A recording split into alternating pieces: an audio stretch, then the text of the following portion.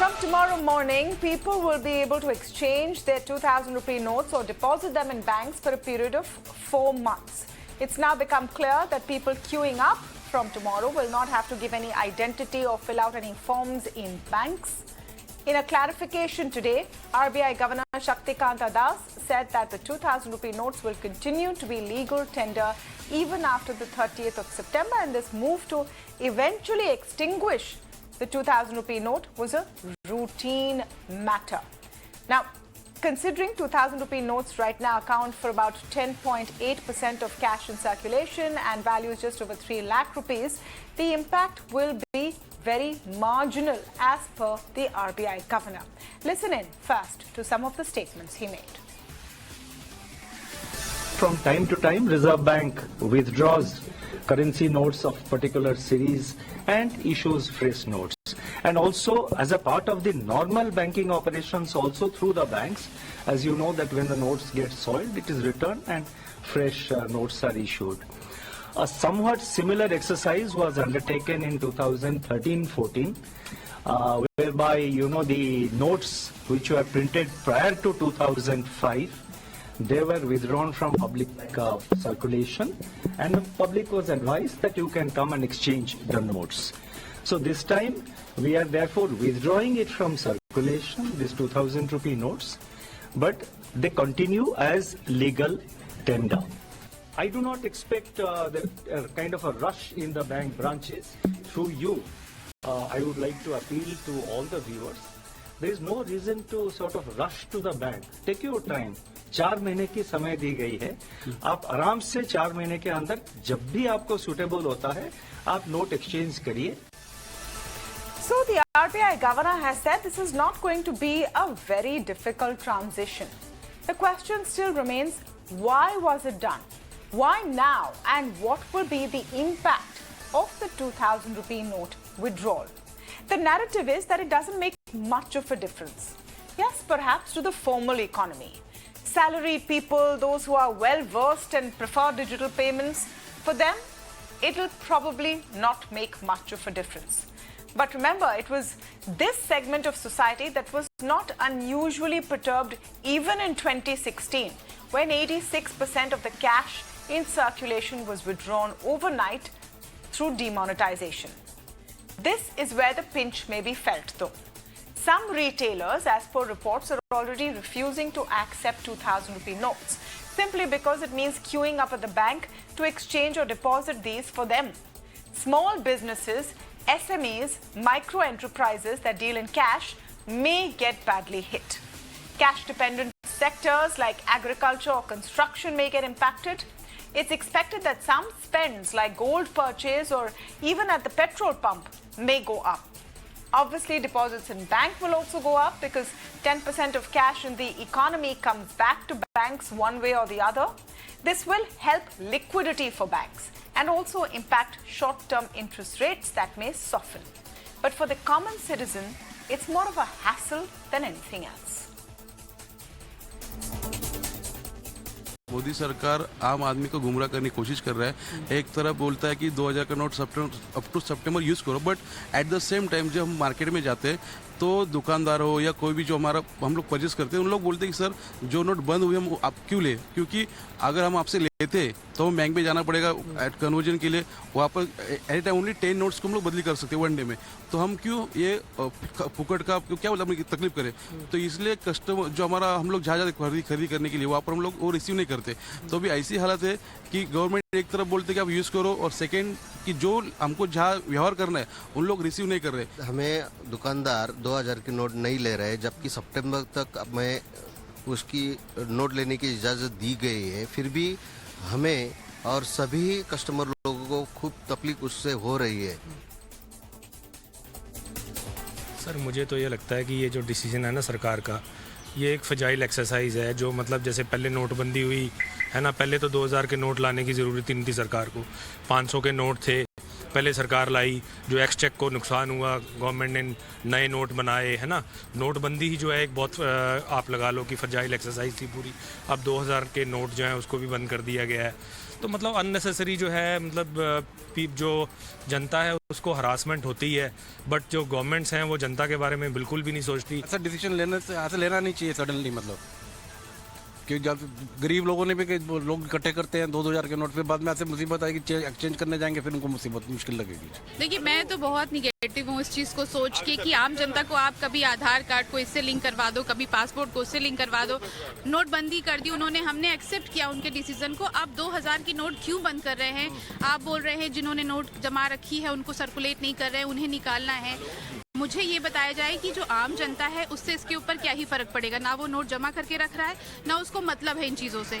तो आप सिर्फ जनता को भ्रमित करने के लिए नए नए डिसीजंस लेते हो। जो आम मुद्दे हैं, जो छोटी छोटी परेशानियां हैं आम आदमी की, पेट्रोल महंगे हैं, चीज़ें महंगी हो रही हैं।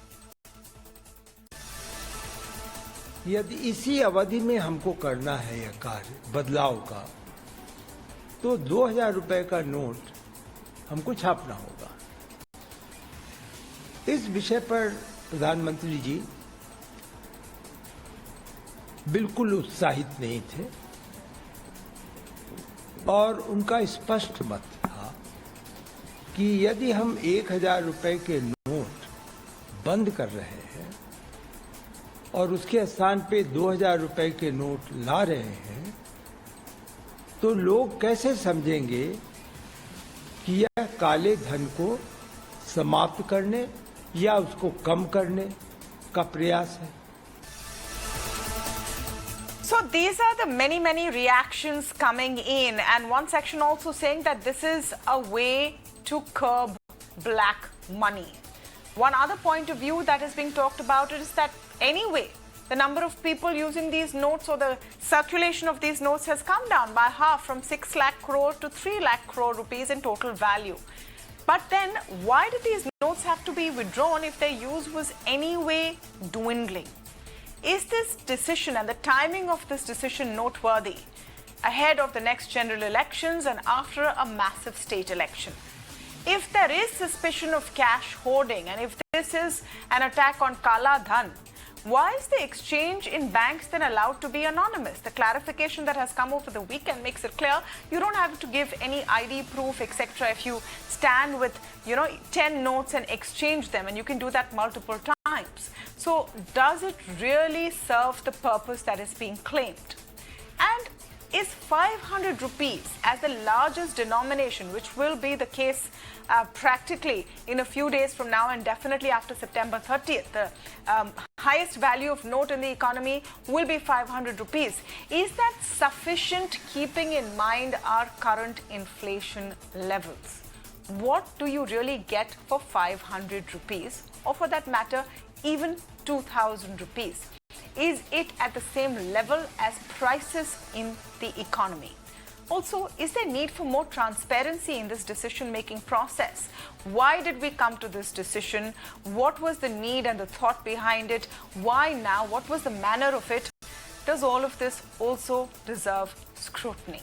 To speak on some of these issues, I'm joined today by Monika Kahalan, author and adjunct professor at NISM, Dr. Santosh Mehrotra, senior economist, with me on the show. And I'm also speaking with Tamal Bandyopadhyay, author and columnist. Welcome to all of you, and thank you so much for speaking with us this evening on Beyond the Headline, as we continue to understand the story behind the not demonetization, not note ban, but withdrawal of sort of the 2000 rupee note. Why now? And what's the impact? Tamal, let me begin with your opening comments. Well, I think we are overreacting because of the backdrop is demonetization. Otherwise, if you look at what I heard, what Governor was talking about, what happened in 2014. 2014 January, Reserve Bank of India had said that all the notes which were printed before 2005 would be phased out, and they give certain time, and the time got extended. So they continue to be a legal tender. Even now, probably some part still, but minuscule part still is in the system. So there's nothing like they became absolutely useless. So I think we are making too much of noise. When I'm not getting into the real reason, etc., we can discuss ahead. But as far as the impact and the harassment of public, etc., I think we are overreacting, because this is 10% versus 10.8% versus 86% of the entire currency in circulation. The window is much longer, and things and the banks have been started. Banks have started, sending notes to the people saying that just don't worry, come, you'll not be asked any question. RBI had given the banks the format which does not talk about the person and the person's number and KYC, etc., etc. So I think more panic, and the reason behind this is the demonetization. It's still pretty fresh in our memory. We should not. I No, think we so are it's clear. overreacting. So it's clear. I don't know about overreacting or underreacting. It depends on what situation we are in. Like I said, Tamal, for maybe everyone on this panel, it doesn't matter. We're the people who've moved to digital payments. We're part of the formal economy. We're sitting comfortable. I can't remember the last time I went to the ATM. And frankly, this is the set of people who didn't really get impacted in 2016 either. There was a whole set of people who were very happy to use, digital payments more and more. So are we talking only about those set of people, or are we also trying to understand why? Dr. Santosh Mehrotra, today, a point of view that this doesn't impact anything as far as the economy is concerned. Do you agree with that?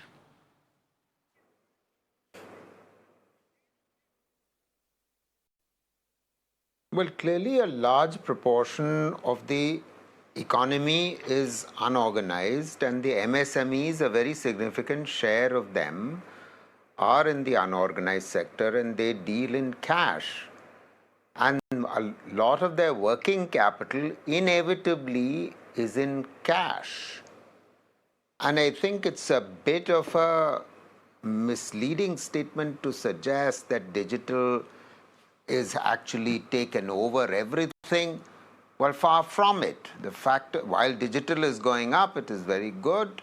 However, the fact is that only 40% of all the phones in the country are even smartphones, and a minimum requirement for using digital payments is that you have a smartphone, and obviously not everyone who has a smartphone is actually using digital. Anyway, so the vast majority of those in agriculture, in the unorganized sector, in MSMEs, who are the people who provide most of the jobs in the economy, are using cash, and a lot of the working capital, as I just said, is in the form of large denomination notes.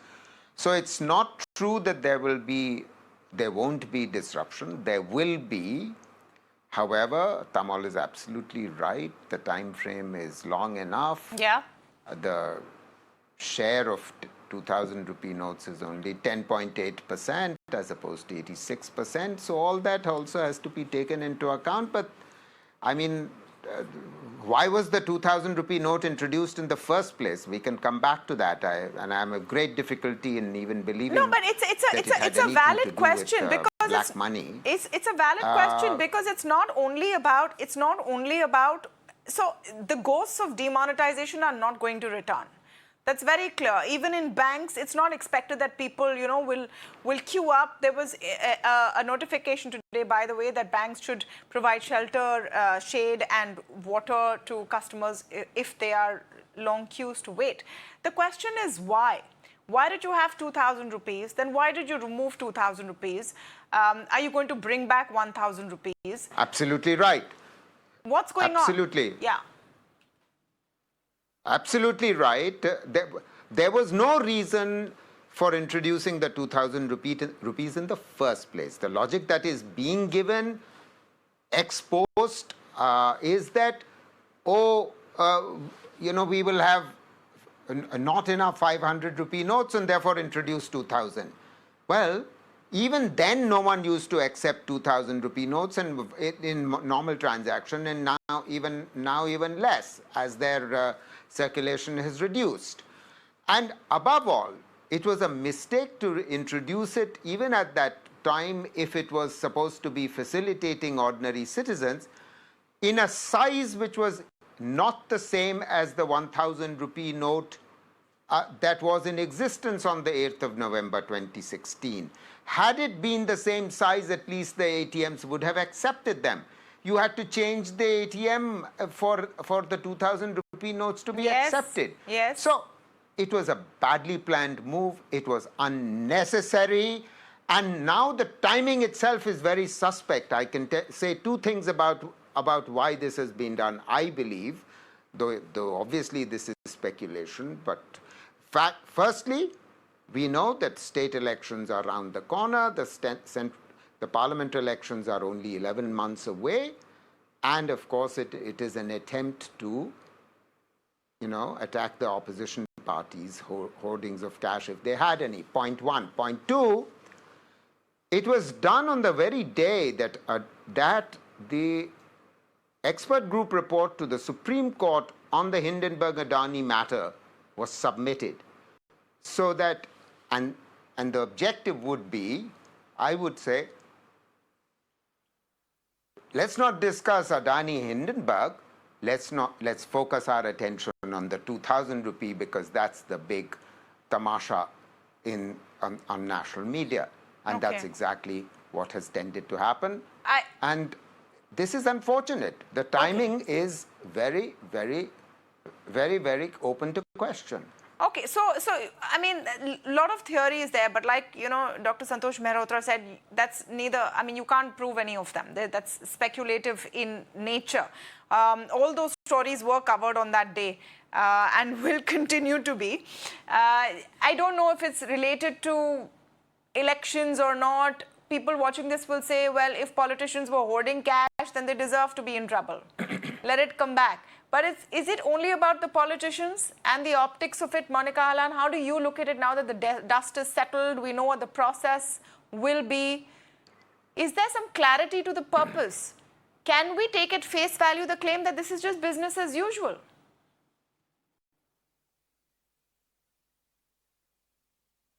Tamanna, before I get to your question on business or usual, I just want to say that the esteemed panelist before me contradicted himself many times, but I will just pick up on one where he first said that, MSME, everybody is impacted because they deal in cash. And then subsequently, he says that in any case, people are not using these 2,000 rupee notes, so why was it introduced? So I just found a little bit of inconsistency that are people using or are they not using? According to me, this note has not been seen in people who pay their taxes in their hands for the last, I would say, a year and a half. I don't think you would have seen it. I have definitely not seen it.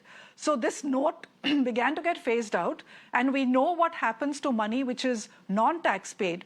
And he himself said that because of the election, it's probably with the politicians or people who are hoarding cash. So, so was that the idea behind phasing out the 2,000 rupee note? I mean, that's really up for debate. But what I want to really come to is that the governor is saying over and over again, it's cash management, currency management, it is soiled note. It's unfortunately getting very difficult for me to believe that because of the way the story has played out. And remember, Tamanna, it's the same governor who got us through COVID, who was he was such a rock in that time. His monetary policy calls have been absolutely right. He's obviously a guy who knows how to manage things. And for that person to have this situation on the ground is frankly very surprising for me. And I'll tell you what the inconsistencies are. There are two of them. One is that you are saying that this is not to catch the black money, but there is a 20,000 rupee limit. And the first circular of RBI says that the existing KYC norms must be fulfilled. The banks interpret this to say that you need to give your PAN, Aadhaar, all of that. They draw up a form. This blows up on Twitter. Then RBI sends another circular, which is uploaded, I think, today. And at least some of the PSU banks then subsequently send out a note, and I have seen that note myself, saying that no, now paragraph 4 need not be followed from yesterday. From now on, you don't need a requisition slip, you don't need a KYC. So the earlier plan seems to be that you needed to tell who you are before you can get 20,000. And the way it's playing out on the ground, Tamanna, is that people can exchange unlimited number of notes. So that is problem number one, that if the idea, I just don't buy the soiled note theory, okay? I don't buy that.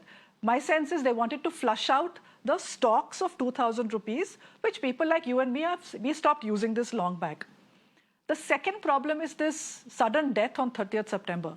Now, the question is, what happens after that? What happens after that is that you go to an RBI window and then you exchange.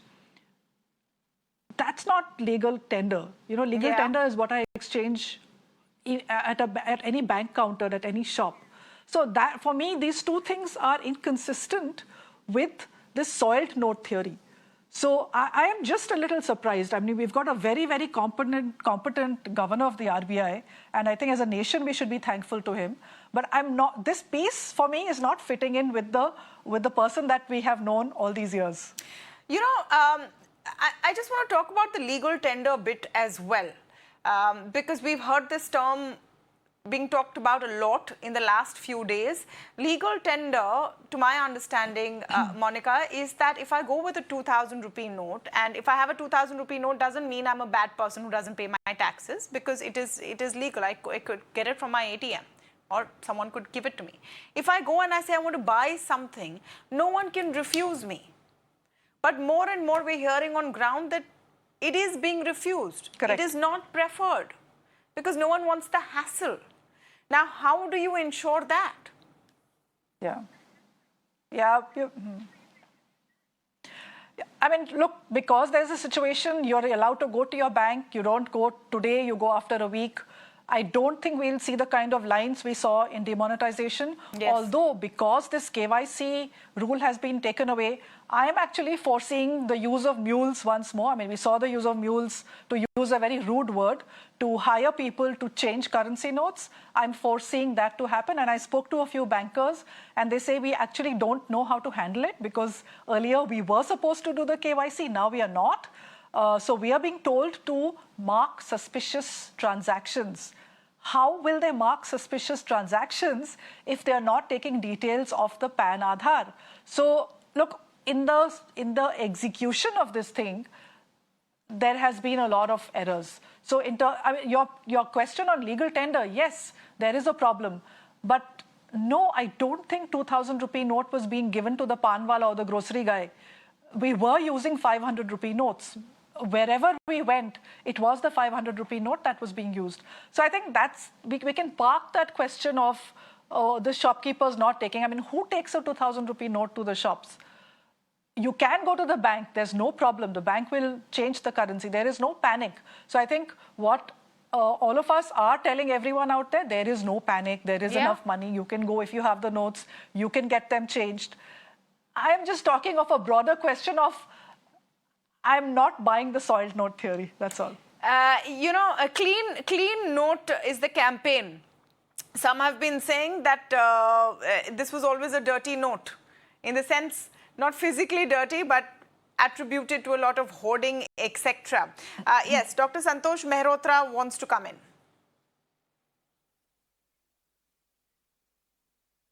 Yeah, I wanted to just clarify and to correct the impression that this lady seems to have acquired. That's Monika Kahalan. I think everyone knows everyone's name. That's Monika Kahalan. I was making on two the separate panel. points. Yes. Monika ji.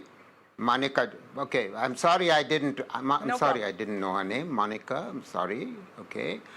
Point is, I was making 2 points. One, as everyone is agreeing on this panel, and I wish to repeat it, that normal routine transactions by on a retail basis, the 2,000 rupee note is barely being used. That's one statement. The second statement is that in the unorganized sector and in agriculture, when people are buying inputs or they are selling goods, people are receiving, you know, in other words, manufacturers, service providers, who are business people, are dealing with 2,000 rupee notes. That's the meaning of working capital in the informal unorganized sector, right? In that sector, there will be disruption. There's just no getting away from that. Obviously, people who operate in the formal sector are going to find it quite easy. as we had found it relatively easy despite the disruptions during demonetization. But unfortunately, all of this seems to have been lost on Ms. Monika. I think it's only fair I give Monika Kahalan a chance to respond.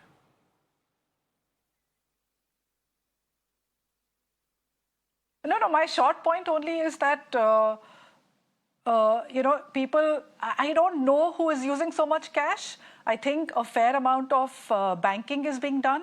A fair amount of digitization has happened. Even if people are not using their apps, I think the use of banking is prevalent. And if the point, Tamanna, is that people need to use cash to stay out of the formal system, I have no argument for that. So I think then we are arguing to say that allow them to stay in cash so that they don't pay tax. I cannot even respond to that. I think the question more than tax evasion is, are we a completely digital society? Are we a completely digital economy? Are salaries still paid, No. at small levels paid in cash? Are laborers on construction sites, do they get cash payments? Do small businesses still manage cash or not? And I'm not talking about the big cities. Is there no cash in our economy? That's not absolutely the case. No. So, Tamanna, it needn't be digital. There is still things like banking. There's still things like branch banking. There are still things like checkbooks. I mean, all of that is available. So we are not talking of this, using an app for a panwala. We are saying there is an entire physical banking with branches all across the country. So not for a moment am I saying that the entire country is digitized, but I'm saying that, are we saying that these people don't use banks? I find that a little hard to believe.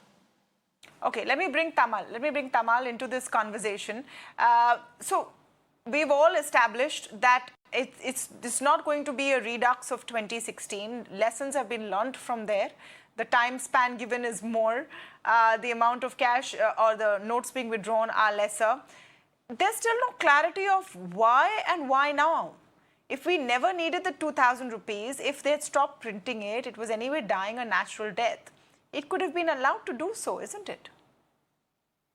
Yeah, Tamanna, I mean, if you look back where we have been discussing that, first of all, why it was introduced at that point of time, that was questionable. For that matter, the entire demonetization exercise was questionable. And what benefit we got when 99% of the money came back to the system. And when we kept on changing the goalpost. So, but that's history now. I think we are overreacting because we are scared what happened in 2016 and post that. This time, repeatedly, Reserve Bank of India has been saying this will continue to be legal tender.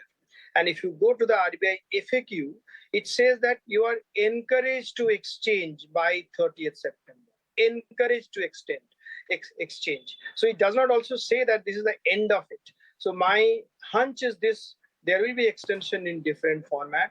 So it's not that 13th is the deadline and beyond that there is nothing. As I said, when 2014, we did discontinue with the notes which were pre-2025 printed because of certain security reasons, etc. I think still a part of it are in the system. So there's still a legal system. I think there is no panic there should not be any panic on that. And as we speak this morning, the corner store I visited to buy the pouch of milk in the morning, the gentleman showed me his drawer is full of 2,000 rupee notes. He's taking it. And I said, why are you taking it? He said, sir, it's all legal. So why shouldn't I take it? And typically women, they are coming and they are buying things they used to keep there. Now they are giving it to me. So I think the perception also that the shops have stopped taking it, etc. I'm not very sure that's correct. At least couple of shops which I visited this morning, not to check this purpose, but for my own utility things to buy milk and other stuff, I found that they are accepting and they're saying, yes, there is a certain flow of 2,000 rupee notes happening, but we are accepting it. I don't see anything there saying that, no, we should not, and RBI will tomorrow say, no, it's illegal, nothing like that. So there is no such thing. But the reason is what everybody else is discussing, the economist here and Monika here. What is the reason? That is a bit unclear. Certainly, it's not for unearthing black money, because had it been unearthing black money, then the exchange would not have been there. It should be only deposit. Yes. And as you know that after a certain amount, I think 50,000 crore, 50,000 plus, I need to tell my KYC, etc. to the bank. That's not happening. So people can make multiple visits. People can use others to exchange, etc. So that black money part is not there. Now, hoarding before election, typically there is currency in circulation high before election, so they want to tackle that. Whether that's the reason, I don't know. There is also theory that this is a bit of liquidity crunch at this point of time. And at least some money, if it comes, there will be more money in the system than with the public. And that will bring down the yield and make sure that the government borrowing program at the first round does not face any hiccup. That's another theory. And of course, yet another theory is diverting attention from what certain other things at this point of time. So there are multiple theories, and the soil note theory, as Monika said, yes, 2,000 rupee notes, even they probably are ending their longevity period because it's 2016 and now 7 years and all.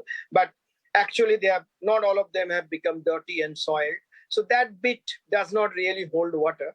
So that confusion or smoke screen, if I may say so, remains. Why the sudden provocation and the timing? But the point I am repeating again is this: there should not be any panic. It continues to be legal tender. Yeah. It's very small amount, and the window is large, and everybody would be able to exchange it. Okay. And get into 1,000 or 500 rupee notes, etc. And there's no 1,000 rupee. There's no 1,000 rupee yet, Tamal. There are theories that 1,000 will make a comeback. There's no 1,000. Are we going to go back in the same circle? No, yeah. but there could be extension of the window also. There could because be, if you see the RBI notice FAQ, it clearly says you are encouraged. It doesn't say that. Look, okay, this is the deadline okay. You are going Just one small comment about encouraged. We were also only encouraged to use Aadhaar cards. As per the law, you don't need to use an Aadhaar card unless you're taking a benefit from the government. Try and do anything in your life practically without an Aadhaar card. So the encouragement and the real life experience does sometimes differ. So 2 points which are coming up from the conversation so far, and let me take it in that direction. One is, should we have transparency and answers to these questions about why you're doing this, why now, from our policy makers, whether it's the Reserve Bank, the Apex Bank, or the Finance Ministry? Do we have a right to know? Should they be telling us what the thought is behind it? Is it to everything is in whispers. Maybe it's for flushing out black money. Maybe it's because it's, a dirty note theory or whatever. The other point is, and let me come to Santosh Mehrotra with this, the remaining top denomination note will be 500 rupees. Does that work in an economy of our size with the prices that we are experiencing right now? You call it inflation, call it whatever you want. How much do you buy in a 500 rupee note? And is that the right top denomination for our economy right now?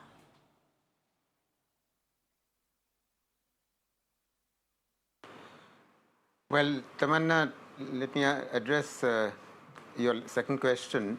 That clearly cash to GDP ratio has risen very significantly since the demonetization.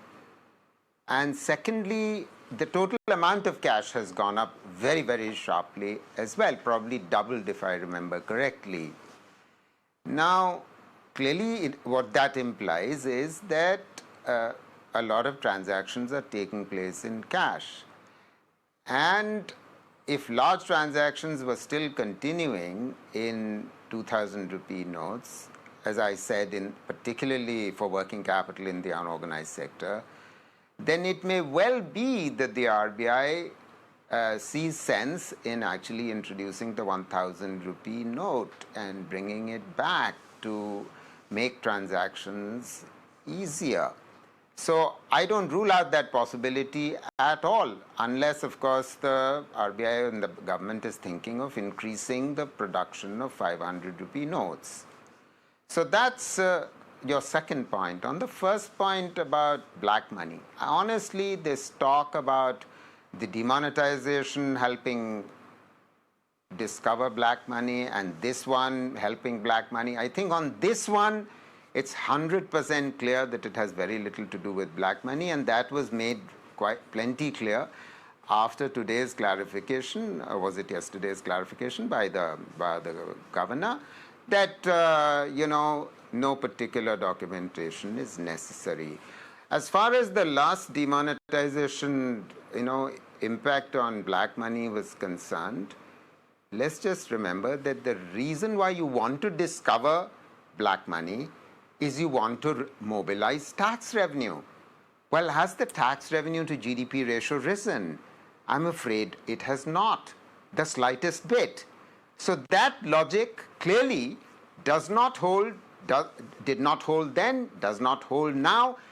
And I think one point which has not emerged so far, or has often not been mentioned at all in our discussions around this 2,000 rupee note, is that despite all the hopes that were laid out at that point, that we are going to use machine learning and big data analytics to discover who are these people who are putting all this black money back into their bank account, and discover who's putting in more money than, which is disproportionate to their income sources, declared income sources. Well, where is that data? And where is the increase in tax to GDP ratio? It didn't happen then, and it is unlikely to happen now, even more so because it has been made explicit that no documentation is required. And a very important reason why this is the case is that we don't have enough tax staff. Staffing levels of our income tax, corporate and personal income tax and other taxes is so low relative to emerging market economy standards. Forget about rich economy standards. Right. There's one tax person per 20,000 population. No, but in China, that number is about we're using 5,000 or technology. 6,000. We're going faceless. If the tax man comes knocking, then it's tax They are terrorism. using technology. Tamanna, they're using technology. Okay. Okay, 1 minute. I want to come back to the moot question, I think, which is relevant to viewers. And They're I'm coming to also using Monika on technology. this. Is 500 rupees enough as the biggest note? And then will it push more people to go digital then? They'll have no choice.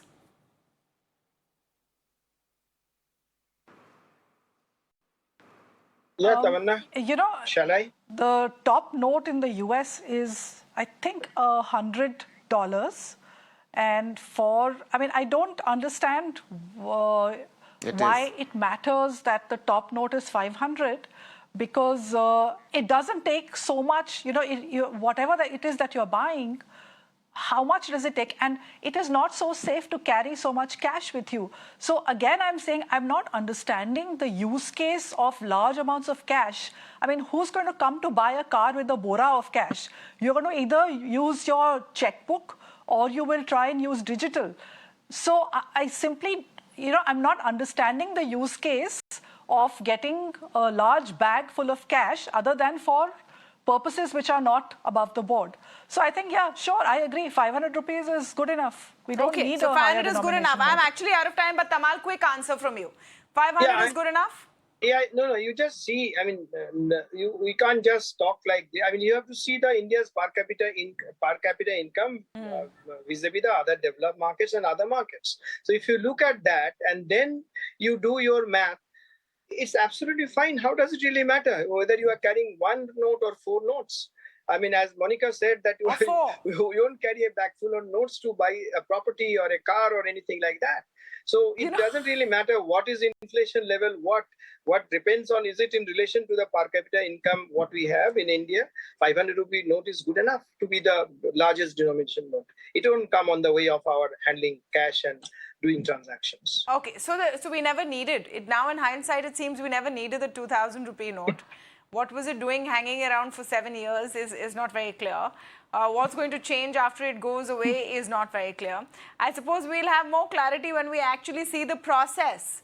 If we've learned anything from when, currency is fiddled around with, it's a story that's constantly unfolding with many twists and turns. So let's wait and see what happens. But bottom line, no need to panic. That's very clear. No need to panic.